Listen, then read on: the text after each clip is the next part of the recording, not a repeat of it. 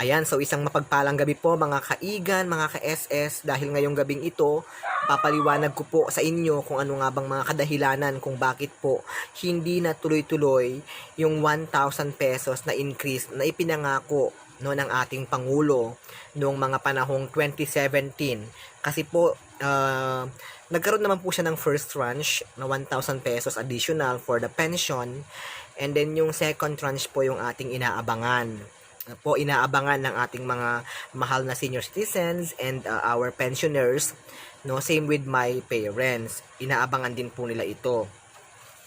Atin lang pong balikan no yung 2017 when our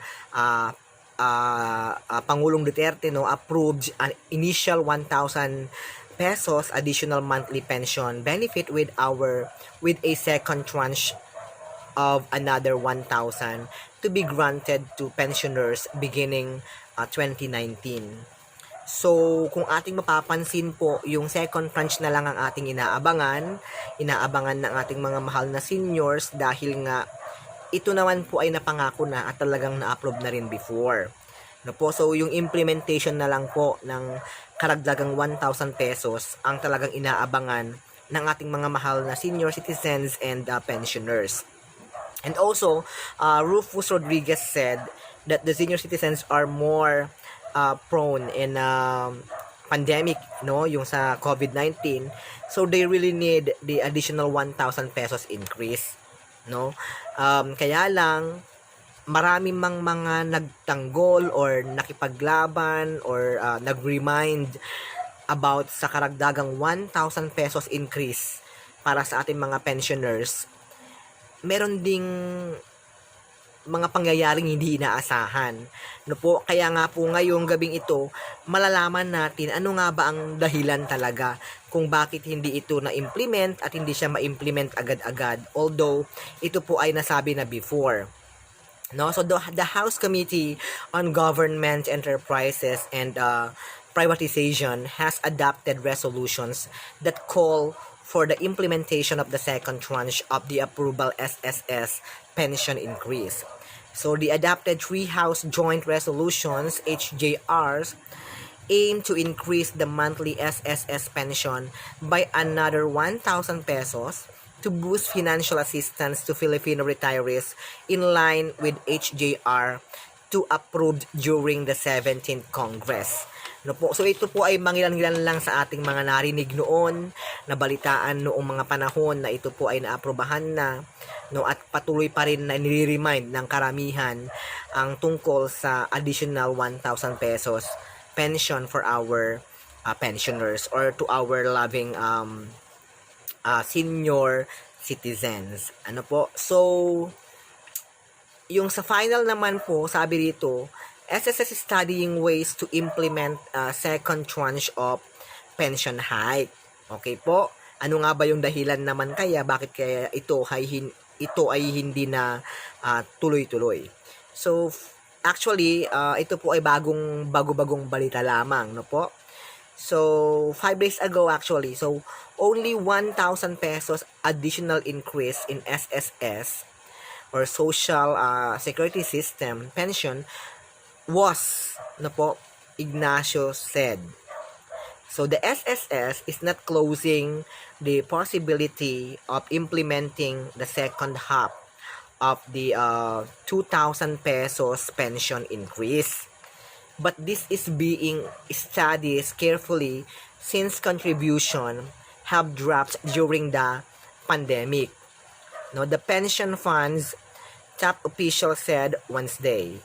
So, ito nga po pala yung dahilan or isa sa mga dahilan kung bakit hindi ma-implement yung additional 1,000 pesos para po sa ating mga pensioners or sa ating mga mahal na senior citizens. Okay po, dahil po nagkaroon ng pandemic na hindi inaasahan ng karamihan ng mga tao, so nagkaroon din po ng problema sa contribution ng mga SSS members. So ibig sabihin po, syempre ang ginagawa po rito, yung contribution ng mga SSS members, doon din kinukuha yung budget for the additional 1,000 pesos para sa ating mga pensioners. Pero ang tanong ng marami, siguro dahil ito po ay aking nabasa sa mga komento, matagal naman na ito na budget na siguro. Dahil nga nung na-approve yan, malamang it was already na budget na. So, bakit pa kailangang hindi matuloy-tuloy or bakit kailangan siyang mabitin? Ngayon na kailangan na ng ating mga pensioners ang karagdagang 1,000 pesos. First of all, no, sa mga komento nyo po sa ating vlog, talagang sinasabi ninyo talaga at talaga namang alam kong katotohanan yan dahil yan din mismo ang inahing ng aking mga magulang at na makakakilala ko pong mga pensioners na malaking tulong ang 1,000 pesos pero bakit hindi pa maibigay samantalang ito ay kailangan na dahil pandagdag man lang sa mga gastusin, sa mga bills and also sa mga nagme-maintenance, ano po. So gayon pa man, sabi naman nito, dahil nga po marami sa mga SSS members ang di nakapagbabayad ng kanilang contribution which was attributed to job losses and movement restrictions. Diba po? So dahil lang din sa mga yan, no, kawalan ng trabaho, dapat pag may trabaho yung ibang mga employees, syempre po continuous yung bayad ng kanilang SSS contribution. So dahil yung iba po ay nawalan ng trabaho, na-stop din po yung contribution nila. Ganoon din po, yun po yung isa sa mga dahilan kung bakit din po hindi natuloy or hindi na ibigay yung karagdagang 1,000 pesos for our pensioners, no, ng second tranche. Okay po, but of course, let's wait pa rin po na ma-implement na rin po ito. Ayan, so, ayon kay executive officer, pinag-aralan nila, no, ang implementation of the second tranche of pension hike. They are now managing the SSS funds because contributions are declining. So, let's wait na lang po. Baka naman po ito ay matuloy na, matupad na, no po, dahil sa sobrang dami ng nangyari sa mundo nang hindi inaasahan tulad na lamang po ng pandemic, no, and ng COVID-19. So unang-una sa lahat, nawalan po ng trabaho ang karamihan sa mga contributors, no, po ng SSS, yung mga SSS members. O dahil po marami po ang nawalan ng trabaho, so malamang pag walang trabaho, wala rin pong kaltas ang mga employers, no, para sa mga employees na panghulog sa kanilang SSS every month. At yan po yung isa sa mga dahilan kung bakit hindi po ma-implement, no, yung additional 1,000 pesos dahil nag-decline po yung contribution ng mga SSS members. But anyway, sabi nga po, ginagawan naman ng paraan, no? Let's wait till everything would be alright. So, malamang magagawan din po ito ng maayos na paraan ng ating mga pinuno, no? Lalo na po yung mga nagmamanage sa SSS, mga officials dyan. And I know and I feel the feelings ng ating mga mahal na seniors na talagang they are waiting for additional 1,000 pesos because it really helps a lot, no po, sa kanilang mga pangangailangan. Sabi ko nga po, isa rin po ako sa umihiling na matupad na po itong additional 1,000 pesos na increase para sa ating mga pensioners. Kasi po mahirap din pong maghintay, especially pag tayo po ay pinangakuhan na tapos hindi po natin nagawa or nagampanan. Medyo ang impact nito, tayo ay hindi na pagkakatiwalaan. But at least they already explained their side, and I think the senior citizens or the pensioners should also understand it dahil talagang mahirap din po minsan mag-manage kapag tayo po ay nasa itaas. And let's wait na lang po, at least ang sabi naman po rito ay ginagawan ng paraan. So, medyo siguro matagalan ng konti, baka konting-konti lang din naman po. No po? So, mga kaigan, mga ka-SSS, let's pray together na mai-add na po yung additional 1,000 pesos for your pensions. And alam ko na marami po sa mga mahal nating senior citizens ang talagang nangangailangan, ano po, dahil talaga namang kailangan, especially po kung tayo rin po ay ang nagbabayad ng mga bills, ng mga gastusin sa bahay, may mga apo o anak na sinusuportahan or tinutulungan, talagang napakalaking tulong po nito sa atin or sa inyo po, sa aking mga magulang. Kasi po I understand your situation because my parents are also SSS pensioners.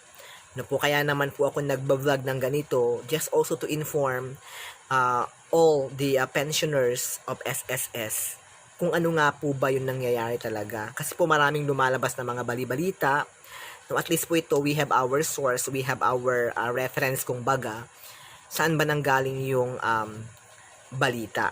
No po? At least sabi ko nga po sa inyo, updated na updated po, ginagawan ng paraan. And sabi ko nga po, hindi ako magkasawang magbasa ng mga additional information regarding with that topic, no, with that matter about increase ng pension ng mga ng ating mga pensioners.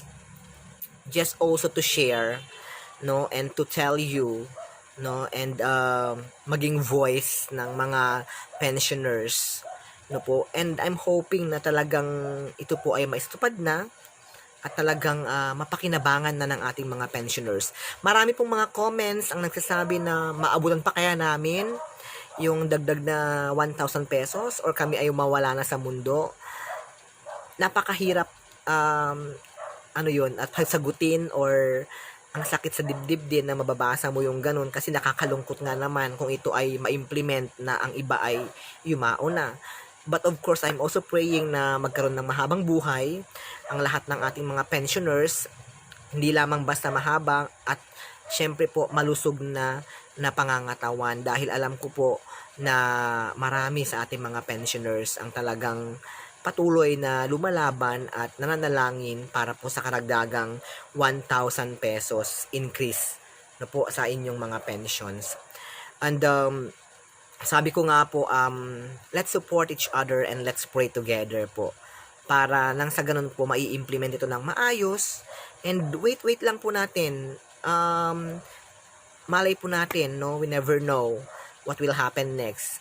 Baka po at the end of this year ma-implement na po yung karagdagan na 1,000 pesos. I just want to reiterate, no po, sabi naman po nila, ginagawan na ng paraan. And isa po sa mga kadahilanan, ako nga rin po nakapag-isip ng di maganda before, akala ko po ito ay nabulsa na, pero at least po ngayon naisip ko, na-realize po nating lahat na dahil nga pala sa pandemic, kaya nagkaroon ng problem sa implementation of additional 1,000 pesos for the pensions ng ating mga pensioners. Dahil nagkaroon po ng pandemic, hindi po nakapaghulog ang marami sa ating mga SSS members ng kanilang contribution, no po. So ibig sabihin yung budget ng SSS nag-decline po siya. Marami po ang nawalan ng trabaho before dahil po alam natin lahat na kapag may trabaho tayo sa isang company, no, sa isang institution, sila po yung magbabayad ng SSS. But we need to work for it. Kapag hindi po natin pinagtrabahuhan, wala po silang makukuhang pera para or pangbayad sa SSS.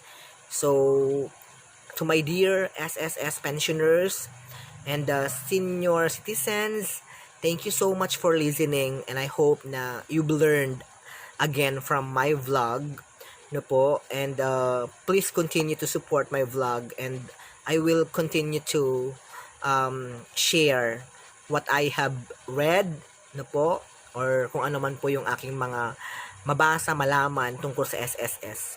Ako rin po kasi ay nag-update sa mismong SSS office dahil inaayos ko rin po yung aking SSS because I'm also one of the members po. Maraming salamat po and I hope na matupad po ito kaagad-agad and at nang mapakinabangan po ng marami sa ating mga SSS pensioners. Huwag na po tayong mag-isip pa ng di magaganda minsan, baka po ito'y makasama sa atin. And let's spread the peace and love na po sa ating bansa para po magkaroon tayo ng maganda at maayos na samahan, no po. And malamang marami pa rin po ang medyo madidismaya or iinit ang ulo sa balita. Basta po ang mahalaga, they promise that they are doing something no po, to implement the additional 1,000 pesos for your pensions. And that's all. That's all po. So please, my dear pensioners and others na nakakapanood po, please continue to support my vlog also. And palike na lang po, share, and subscribe po, and hit the notification bell po para po ma-update po tayo sa mga next na video na gagawin ko po. Sa mga nag-support na po, 2,800 plus, no po, maraming salamat po sa patuloy niyong pag-support sa ating vlog. Hindi ko po ma-reach yung ganyan na subscribers kung hindi po kayo nagtiwala or naniniwala sa aking kakayahan bilang isang vlogger ng SSS or ng iba pang mga institution or na kailangan nating malaman, no, na mga informations. Kaya maraming salamat po, and advance Merry Christmas. Enjoy your 13-month pay and your bonus na po and your pension. Maraming salamat po, and naway lahat po kayo, lahat tayo ay magkaroon ng malusog na pangangatawan at mahabang buhay para po magampanan pa po natin ang mga bagay na nakaatas sa atin. Maraming salamat po muli. Thank you so much. Kung hindi po dahil sa inyo, hindi ko po marireach yung ganyang dami ng subscribers. Kaya thank you so much po mga SSS pensioners, and sa ating mga mahal na senior citizens, thank you. Thank you very much. Hanggang sa muli po, and makakaasa po kayo na patuloy ko po kayong paglilingkuran, no, ng maayos at tama. Dahil lahat po ng aking sabihing detalye ay may reference tayo. Meron tayong pinagkuhanan, hindi basta-basta. So thank you so much po, and God bless everyone.